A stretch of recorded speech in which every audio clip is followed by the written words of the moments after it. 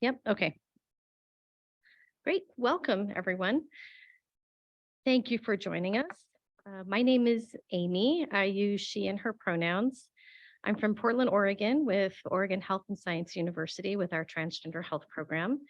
I'm the program manager there, and I am so delighted to be joined by my colleagues, who I will ask for them to introduce themselves. Go ahead, Elijah. Hello, my name is Elijah Hart. I am a master's in public health candidate at the School of Public Health at OHSU, and I am interning, completing my practice experience with OHSU's transgender health program under Amy. We're adjusting volume in the room. Hang on. Okay. Finn, go ahead. Hey everybody, my name's Finn. Pronouns are they, them. I am working on getting my master's in social work. Also interning with the transgender health program, have been this year underneath Amy as well. Happy to be here. And I don't have control of the slides, so Elijah, if you could advance to the next slide. All right. Well, I'm so happy to just be in conversation with you all today. Elijah, Finn, and I will tell you a little bit about this program that we developed in Portland called the Social Connection Project. And we hope to move through slides quickly enough that we can just be in conversation with each other to hear about your interests, your curiosities, your questions, or any brainstorming for anyone else who wants to try doing something like this in your setting. So for a little bit of background, in 2020, when all of us were deeply impacted by the COVID pandemic and that move towards social isolation, in our OHSU medical school, there were a group of students who were removed from their learning activities because of the need to preserve PPE. So the students and administrators were trying to think about how could they pivot and orient some attention to where there were needs in the community. Next slide. And students and administrators alike were thinking a lot about what the impact was on not just the impact of folks who were testing positive for COVID and experiencing symptoms, but those who weren't and were at home isolated, what was happening in terms of their healthcare access, what was happening in terms of their well-being, and how could they think proactively around trying to intervene with social isolation and think about how to promote building connection, recognizing that patients within our healthcare system and the students who were learning on how to take care of them were both experiencing extreme shifts with social isolation. The idea really was how to then develop some kind of intervention that would support social connection and thinking about how to do this in a way that wasn't about medical students trying to give medical advice, but really about making meaningful social connection to reduce the impacts of loneliness and isolation and promote well-being, as well as finding a way on some level through these friendly social conversations where there are healthcare needs that were being identified that medical students could then refer back to those care teams. I don't know about all of you, but I know for me and many people I knew at the onset of COVID, a lot of us were saying, well, this is kind of a small thing. I'm going to stay home and not bother my care team about this because COVID, right? Everyone else was so occupied with trying to triage and prioritize. We also recognized that building relationships, usually they're not one-sided, right? We want relationships of all kinds to be mutual and to think about how to create mutually beneficial relationships. We also were thinking about medical students all moving into careers as physicians, and how could we support medical students in building the really important piece of healthcare, which is establishing strong relationships with their patients and really nurturing some of those relational skills for medical students early in their training. Next slide. And of course, I'm watching this from the outside, seeing what's happening within our medical school and saying, we totally need to do this for our transgender health program. We knew even before COVID, a lot of our trans and gender diverse patients were experiencing the consequences of estrangement or rejection from their families or having difficulty connecting socially. And why couldn't we start to think about how to connect our trans patients with with their peers to improve their health and wellness, to reduce their isolation, improve their sense of connection and well-being, and ideally try and get them connected to their care teams, because our patient population, like the general population, was having reduced access to care because of all of the prioritization around COVID. I happen to have a tremendous advantage in Portland that we have a really vibrant queer and trans community that from the very beginning of starting our transgender health program said, how can I be involved and how can I help? And this seemed like a natural opportunity to pair individuals from our volunteer program with our patients to create a model of a social connection project that mirrored what the medical students were doing in early 2020. Next slide. So trying to create these avenues for social connection, thinking about how do we augment or enhance the healthcare experience beyond someone coming in to say, here's what's wrong with me, to how do we think about wellness in a much broader context and really think about emotional well-being. Next slide. So as a social connection project, we are all about creating mutually beneficial relationships, meaningful social connection, and thinking about individuals holistically. Next slide.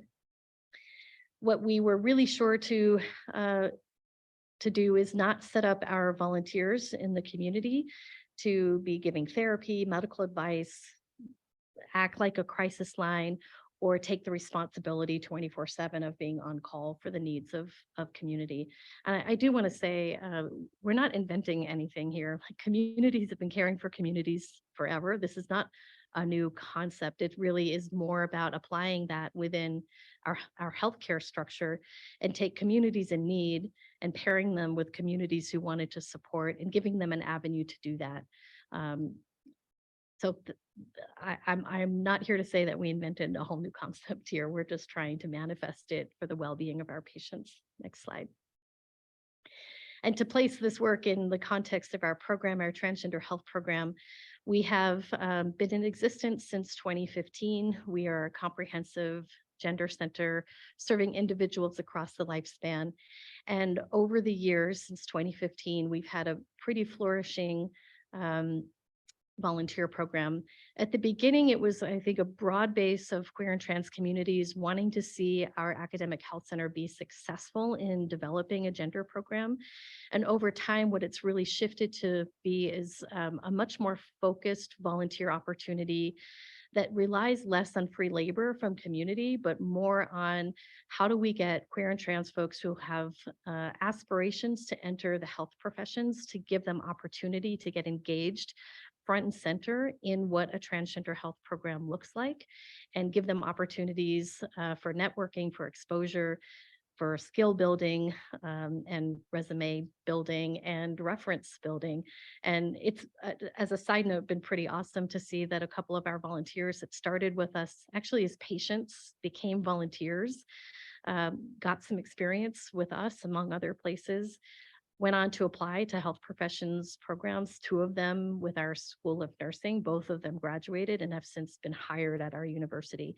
So really wanting to use a volunteer program to promote a queer and trans pipeline for employment. Next slide. So what we didn't want to do is just take community members and then plop them into these relationships without really doing some thoughtful work around getting them prepared to do this. So we implemented a pretty low barrier volunteer training that just helped them think through a bit around when they were to enter into any kind of caregiving role, how are they managing and thinking proactively about their own self-care, that they wouldn't burn out by hearing about the needs of someone else who might be vulnerable.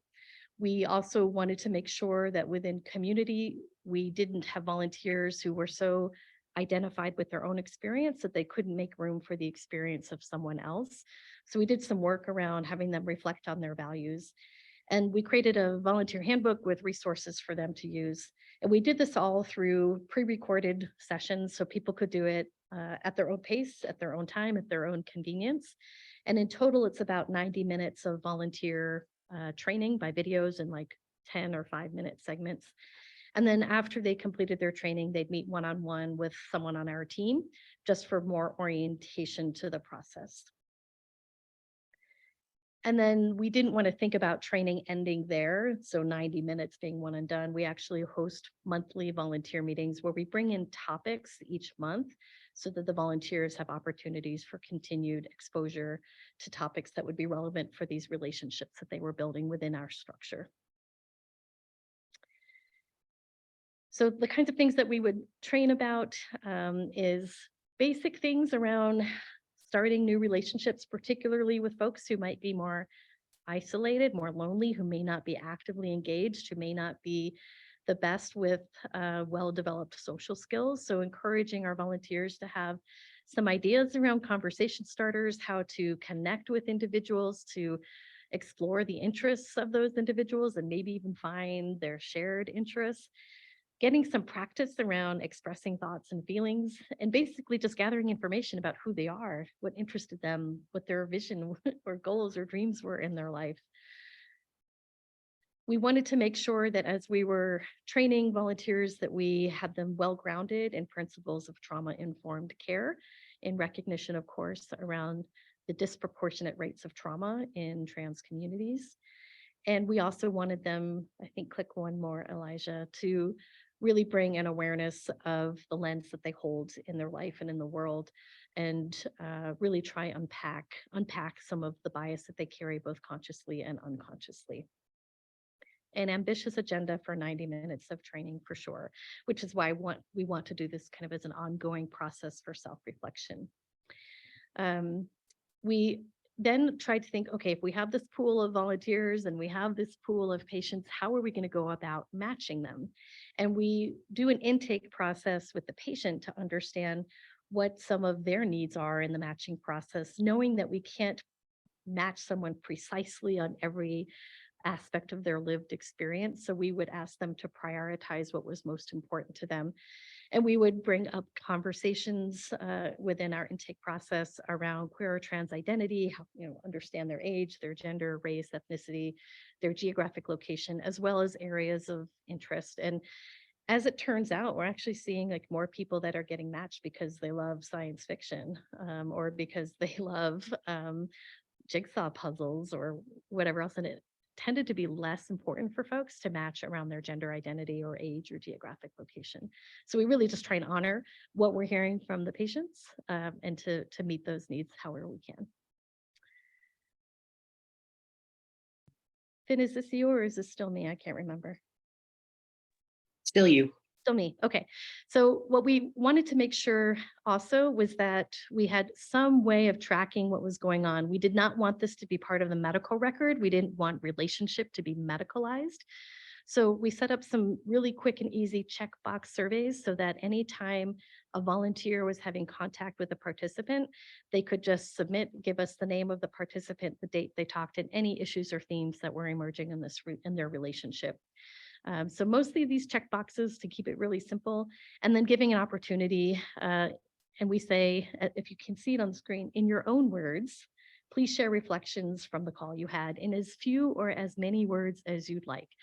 So some people might say it was cool, and others might have a whole paragraph of self-reflection, which I think creates opportunity for the volunteers to make meaning of that experience for themselves. Next. We also want to make sure, I don't think we have a slide on this, but we wanted to make sure that if there was something going on in that conversation of concern where the individual had an immediate resource need, safety concern, needed to be connected to their healthcare team, we had what we called an escalation report that someone could just quickly report that. It would come to us and then our care team could be dispatched to reach out to the patient to make sure that that need was getting met. I think we had, we haven't fortunately at any point had any psychiatric or mental health crisis, but we've had someone say, I can't refill my medication and I'm having trouble with the pharmacy. So we were able to get our social worker right then and there to outreach and help resolve that problem.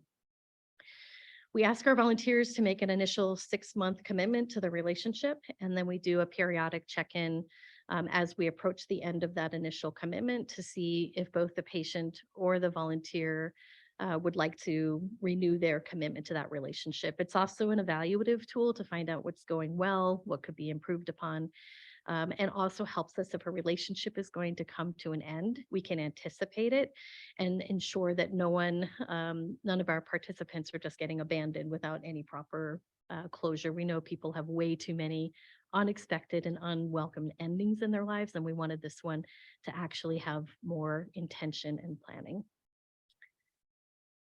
Next. All right, so I'm going to turn it over to my colleague Finn, who's actually been responsible for managing our social connection project for the last 8 months, Finn. I think that's been. Yeah, sounds about enough. right. I'm going to turn it over to you to talk about its current state. Thank you, Amy. Yeah, so I'm going to touch a little bit on kind of where we started as a program, even before I was here, and then kind of get into the things that have come up as I've been coordinating the program. So currently, we have facilitated over 13 unique pairings between 12 volunteers and 11 patient participants.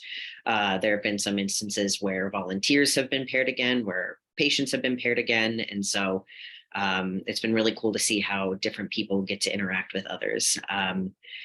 And as of right now, we have about 84 patient participant conversations that have happened according to our tracking sheet. And so that's been since the inception of the program in January 2022. So before I was involved. Next slide, please, Elijah.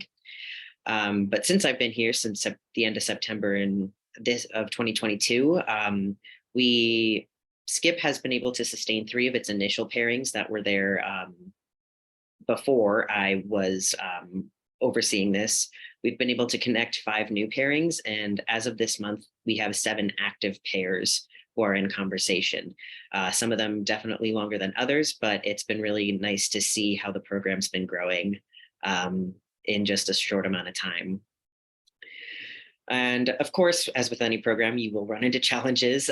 So here's some of the bigger ones that we've been facing. So there's some institutional limitations that have been getting in the way of the growth of the program.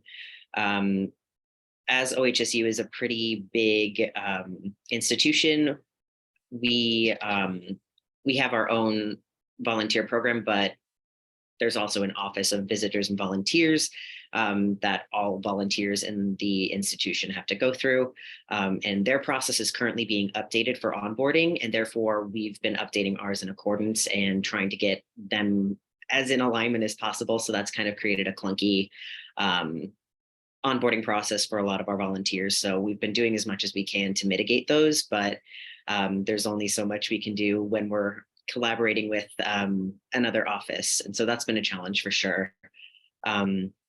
And also, even though this was a program that kind of came out of the COVID-19 pandemic, as a consequence, a lot of our volunteer opportunities for the Transgender Health Program have gone remote, which has been great for continuing community, but we are hearing a lot of desire for our volunteers to want to be in person and like start connecting with one another in person. And that's been something we've been trying to figure out, but also balancing our own capacity as a program, which takes me to project management limitations, in that the student and staff leadership are stretched pretty thinly at the THP. For a large organization, we have a team of 6 full-time, and then we have interns that also help, but I'm only there 2 days a week. And so those are the only days that I get to manage the program. And so it leaves a lot of gaps in support without the consistent support of someone who's managing it full time. There's also the limitation that this is a very resource intensive project. A lot of what I do is outreach, following up, and sending out information to everyone and trying to get these people connected. And so it does take a lot of effort to get people connected, but it has definitely shown that it's worth it when you do get them connected, which we'll talk a little bit more about in a bit. Another limitation is that we start out with each pairing with the calls being restricted to business hours. That is because of the escalation report. We want to be sure that someone on our team is actually in the office, so that one of our team members can respond quickly if an escalation report does happen. We have made a few exceptions for our longer standing relationships. Amy and I have both helped craft safety plans so that volunteers who are having conversations with their patient participants outside of business hours know crisis lines to direct them to and can give them resources and know how to escalate a situation in accordance with what's happening. Next slide, please. So now some of the successes. So since June of 2022, SCIP has had 11 new referrals from providers from all different disciplines across the OHSU system, which has been really great to see. We've had a lot of volunteer interest in this program as well, with 20 new volunteers expressing interest in joining SCIP since I've started. Not all of them were sent the materials to do so. Not all of them were able to respond, but even just getting the interest is really great to hear. We did a contact and summary analysis, which Elijah will talk a little bit about later, that showed that the training curriculum that we are giving is meeting the needs of the volunteers. So that's been really helpful to see, but we've also been looking for ways to explore and expand our curriculum as well. Next, please. And the thing that we're seeing a lot of the people who are actually making connections is that the Social Connection Project is meeting a need that is not being met by the systems because they're stretched so thin, with wait lists for mental health being as long as they are. This, of course, is not therapy, and it is not a substitute for therapy, but it is a way to support mental health in the meantime as they're waiting to be contacted by someone if they're on a wait list. Next slide, please. One of the things that has been very apparent is that there are nuances of engagement in dealing with both patients and volunteers. It's been a really interesting experience balancing the needs of our patients in the Social Connection Project with the desires of the volunteers to support their community. So as you can see, the experiences and needs of each group are, I wouldn't say they oppose one another, they're complementary, but they have different motivations. So our patients are referred to SCIP by their providers, whereas volunteers apply to be part of the Social Connection Project. Patients have the opportunity to not be in the Social Connection Project. They don't have to be in conversation if they don't want to be. Conversely, our volunteers are not guaranteed participation in this program. During our intake process with the volunteers, we make sure that they are aware of how impactful social isolation can be, and want to make sure that they're the most educated they can be to support their patients. And if we don't feel that they're at that level, we do what we can to further educate. Sometimes people are like, I'm out at that point. Some people are like, yes, please give me more resources. But this is just a way for us to make sure that we are taking care of our patients as best as possible through the program. So because we are a transgender health program, all of our patient participants are part of the transgender, gender diverse community. Our volunteers, while we do definitely value being a place that supports trans and queer people and the professional pipeline, there's definitely been a shift from community-led volunteering to more allies getting involved, which we love to see that as well. Not what we had intended to start with, but we also just use that as we want to make sure that that's said, because that can sometimes change the dynamic of the relationship itself. The patients are socially isolated and the volunteers are looking to engage in community support. And as we attempt to get in contact with our socially isolated patients, it can sometimes be difficult to get in contact with them because they are socially isolated, meaning that there are delays in communication, whereas volunteers are typically eager to connect and are following up with us. And so we follow up with the patients, we follow up with them. And so it can be a pretty long process of getting a pairing connected. But once they are connected, we've seen a lot of really cool relationships develop. Next slide, please. As Amy mentioned, we are invested in doing continuing education with our volunteers at our volunteer meetings. So the engagement at volunteer meetings has been has had its challenges and successes. So some of the challenges are attendance, mostly because of the time that it happens. It's during business hours so that we can accommodate it as a program, but not everyone is able to attend. And so we usually have the same people who are able to attend, which limits the amount that people are able to share and be in community with one another. People are also in varying statuses as people in SCIP. So there might be some who are waiting to be paired, some who have been paired for almost a year now, some who have just gotten paired. And so those varying SCIP statuses can sometimes leave the conversation being led by those who are already paired.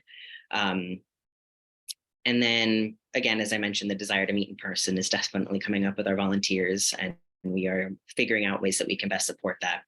But the successes that have come out of the volunteer meetings is that even though this is a program for peer support for patients, our volunteers are also able to get peer support out of this and create community with one another. It also gives them space to reflect on what's happening in their conversations and learn from one another from what's happening in their conversations. And we've also created a team space, Microsoft Team Space, so that our volunteers can engage with one another in a more social media-esque way. And those who aren't able to make our meetings are able to still stay in contact with the community. Next slide, please. And so, yeah, the topics so far that we've been able to cover in our meetings are initiating relationships and starter conversations, self-disclosure and boundaries, engagement strategies, trauma-informed care, gender-affirming healthcare, and disruptions and endings. The first couple were more to just start supplementing the conversations as they were growing. Gender-affirming healthcare and disruptions and endings kind of came out of desire to learn more about what their patient participants are experiencing in the healthcare system, and some unforeseen disruptions and endings that happen in some relationships. And so we wanted to use that as a learning opportunity for all of our volunteers to be aware of and understand the importance of supporting these relationships and being present. Alrighty, I will pass this over to my colleague Elijah, who will talk a little bit about our program evaluation of SCIP. Thanks. Okay, thanks, Ben. I joined this project specifically just to help with evaluating it. And so what that looked like is, 1 year post-implementation of the Social Connection Project, we wanted to figure out what was working, what impact are we having. So we had some broad areas that we knew we wanted to evaluate.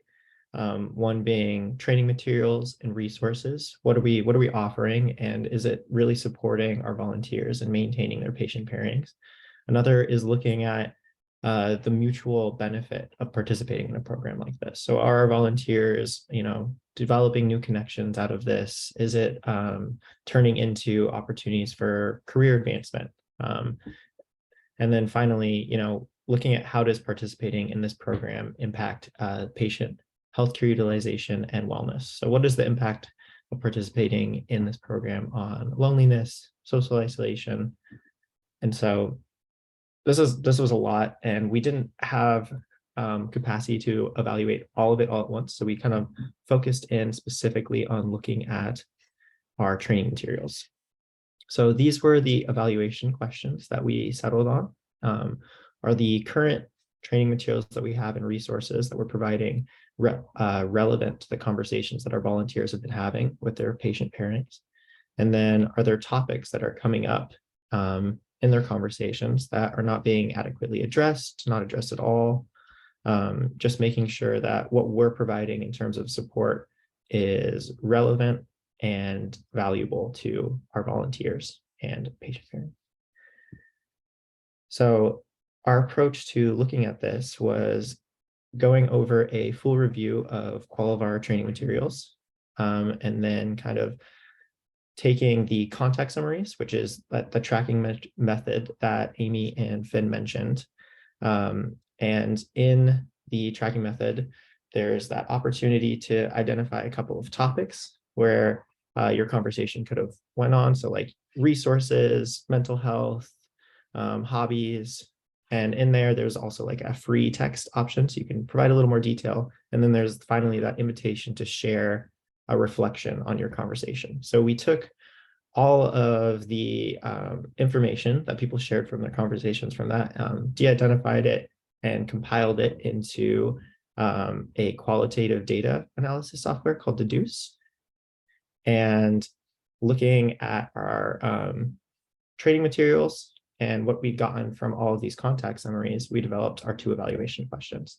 And then we went about attempting to code the data that we collected from this, guided by those evaluation questions. So it was really an iterative process where the codes that we were coming up with from looking over the contact summaries came about as we just like realized what were kind of bigger themes, what were things that a lot of people were talking about in their conversation. So we went about this process of coding 3 times, and then we eventually consolidated all of those codes, making sure that, you know, we'd identified the major themes. And I'm going to share some of those findings with you.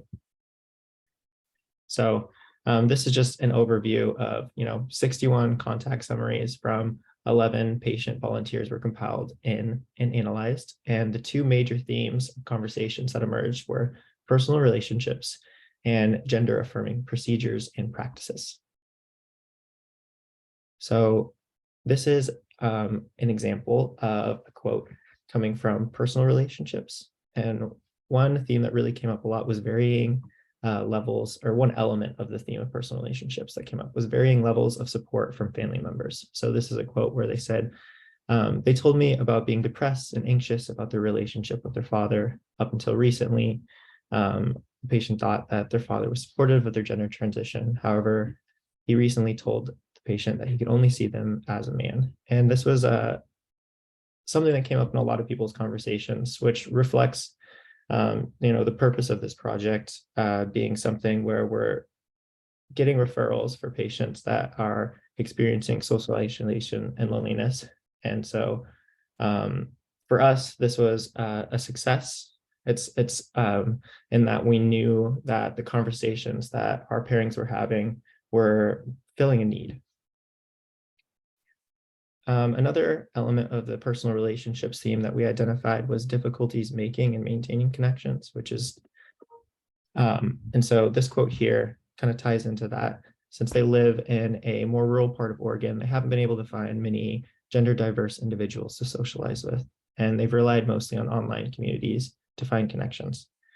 And again, this is a reflection from one of our volunteers talking about, you know, the conversations that they're having with their patient pairings, which ties into, you know, us being able to fill a need with a program like this. And then finally, mutually beneficial relationships. We get a lot of reflections. This is a really, you know, positive aspect of this evaluation is just seeing the ways that people reflect on participating in this program. So I'm reflecting on the importance of social connections and how these connections provide meaning, fulfillment, and motivation to our toolbox. The patient and I checked in on our continuing calls and are both pleased to continue our connection. And the patient's strength shows up in her ability and care to be authentic, intentional, and her likeness to grow. Which was just, you know, a beautiful reflection to be able to read. And it's really inspiring to see these conversations coming out of our pairings. So the other major theme that came out was gender affirming practices and procedures. And an element of that was people talking about their experiences with barriers to accessing care. So this quote, lastly, we talked about their desire for gender affirming surgeries. They know about the stringent BMI requirements to undergo bottom surgery, so they're worried that they won't be able to get surgery before their insurance expires. They're actively trying to lose weight to qualify for surgery. They believe that they can qualify for breast augmentation surgery. And this is just an example of, you know, our volunteers and the patient pairings being able to have conversations that potentially, you know, when we're creating a system that allows people to elevate, reflections to the care team at the OHSU Transgender Health Program.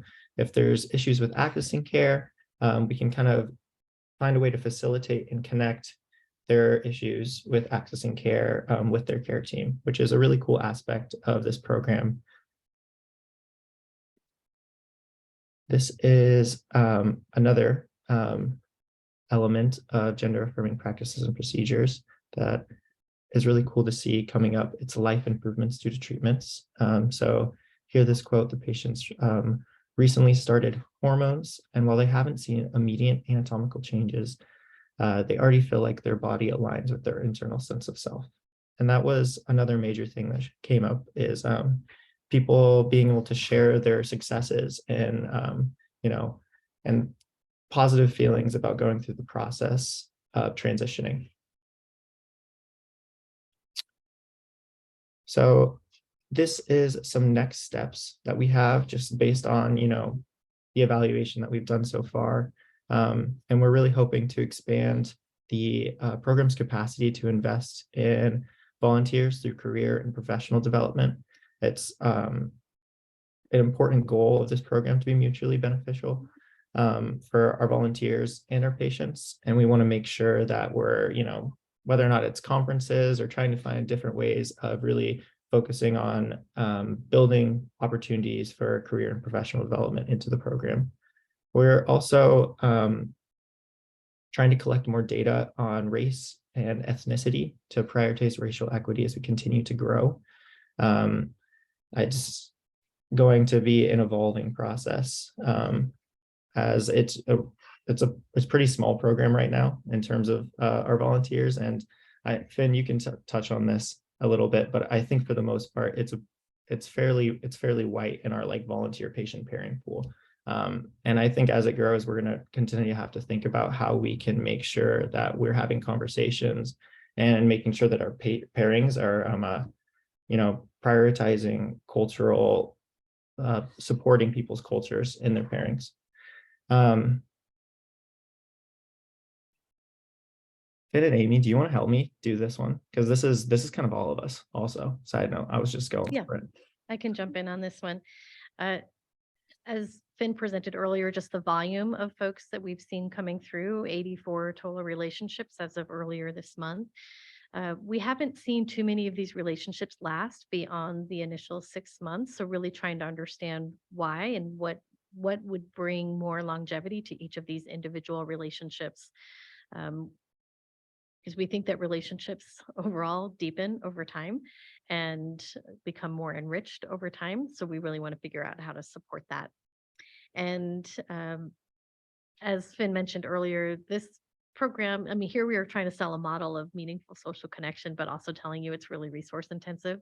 So really trying to find a way to make this more efficient and self-sustaining, so it doesn't require quite so much time given our limited capacities.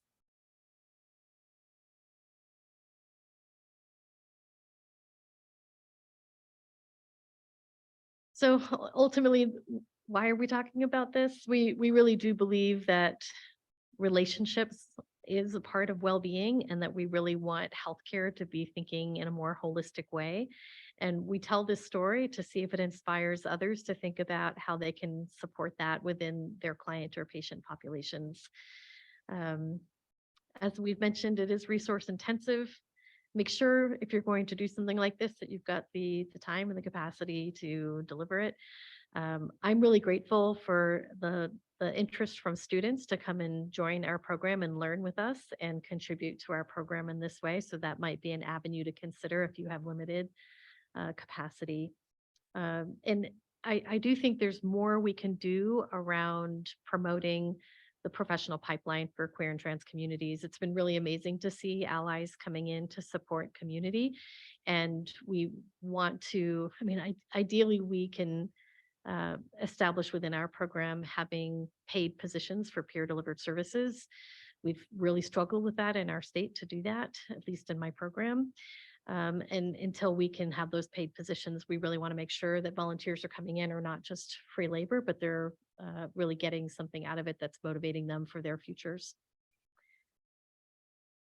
And I think I'll pause here and leave time for reflections from any of you or questions that you have.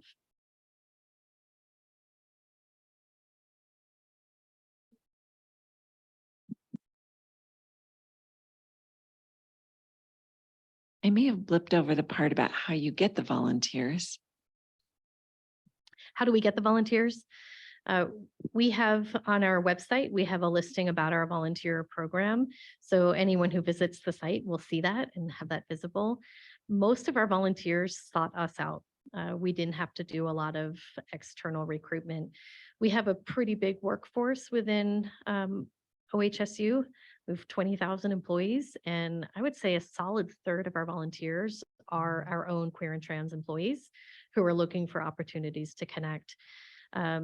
And I think also within our academic affiliations, we have students who come as interns and they technically are also volunteers. And I think word of mouth in community has been how some of that has happened. Yeah, we do announce, we have our volunteer listing at Pride. And then I also think it's our patients who, good number of our volunteers are also our patients that want to give back to the program and to their own peers.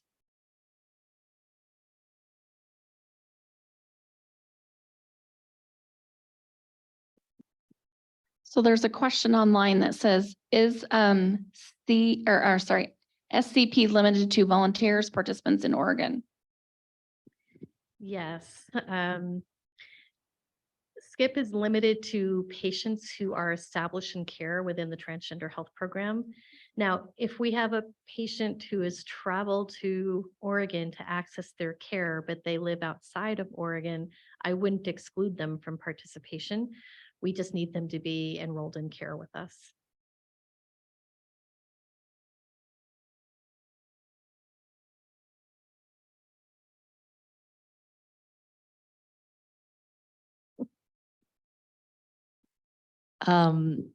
So thank you so much for sharing both the successes and the challenges of this program, because we have tried to replicate this here at the university's transgender health program. And our experience has been very similar with the limitations on both the volunteer process that the hospital imposes on our volunteers, as well as the resource intensive part of it. And we ended up making the decision to transfer our peer support program to a community organization instead because of that fact. And we felt like we weren't able to serve the need adequately.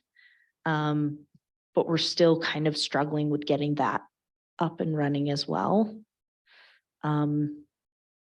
And now I'm trying to think if that's really a question or more just like validating how hard this work is, but how invaluable it is, because I know in speaking to our volunteers, their experiences volunteering were very positive. But until like our institutions can start kind of providing that funding for dedicated peer support specialists and people to manage these programs, it feels like it's quite hard from a sustainable perspective, like you're saying. It is, yeah. And I think this could be so well done in a community setting, and it doesn't have to be attached to a healthcare team. And I think it is already happening in community settings all the time within community centers and peer-led support groups and that sort of thing. I think what I still feel very invested in is socializing within the healthcare environment, that meaningful social connection and social relationships is part of health and part of well-being, and something that our care teams should be paying attention to and supporting. The one way we have gotten around some of the barriers with university-based volunteer programs and all of the regulatory requirements is we've made our volunteers remote-only volunteers, which means they don't have to meet most of the compliances like around infection control things. They don't have to, I think it's probably between 15 and 20 hours of online training modules that volunteers need to do to be cleared as volunteers within an academic health center. And when someone is doing it remote only, and these contacts with our patients are done by phone predominantly, sometimes by video. So we've reduced the 15 to 20 hours to 2 to 3 hours. So that's helped a bit. But then we have these volunteers that are remote only that want to be connecting with each other. So I think we're going to do like a summer picnic or something like that, that is off campus and, not part of the program, so they can connect with each other. We have a similar challenge with our community advisory board. We have a CAB for our program, and it's a very similar challenge to get their engagement, but all of the hassles with getting connected. Finding the loopholes. Yeah.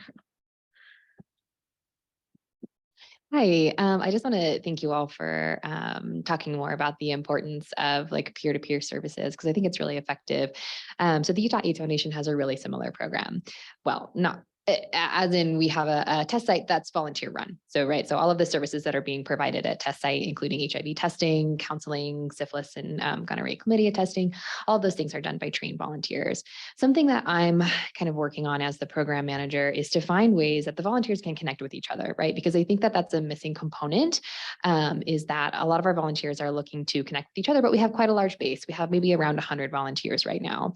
So I'm wondering how you, or if you have any ideas about how I can help to bring them together, or, kind of host these monthly like check-ins without it being overwhelming on a Zoom call to have that many folks in one meeting room. So we have over 60 volunteers enrolled with our program. And what we did is we have a general volunteer meeting once a month for all volunteers for any volunteer related business. And then we carve out SCIP as its own volunteer meeting. So if you think about the range of things your volunteers are doing, and you may have one kind of mass gathering per month, but maybe you do breakouts for if there's a particular slice of activity that they're doing, they connect with each other around the shared interest or the shared experience. I don't know if all of your people are all doing the same thing. So that might be a way to support that with a more intimate space. And we tried, as Finn was describing our volunteer meetings for SCIP, the topics that we talk about are driven by what they want to talk about. So what they've asked for, we then organize around.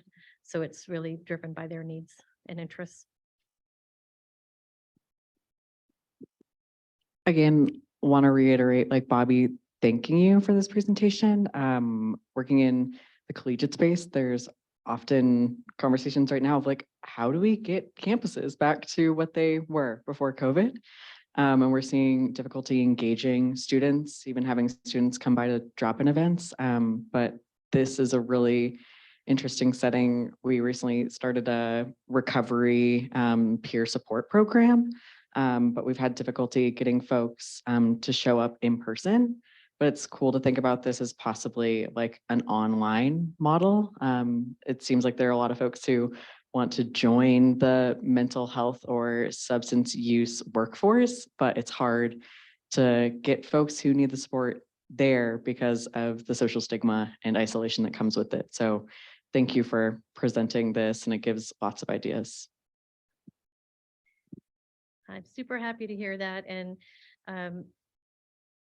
Elijah, do we have our contact on the next slide? There it is.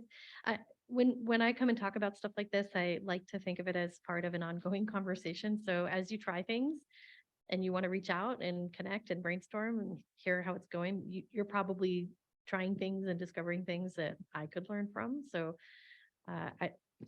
I'm all for meaningful connection and relationship with community partners, wherever they may be, to learn with and from one another.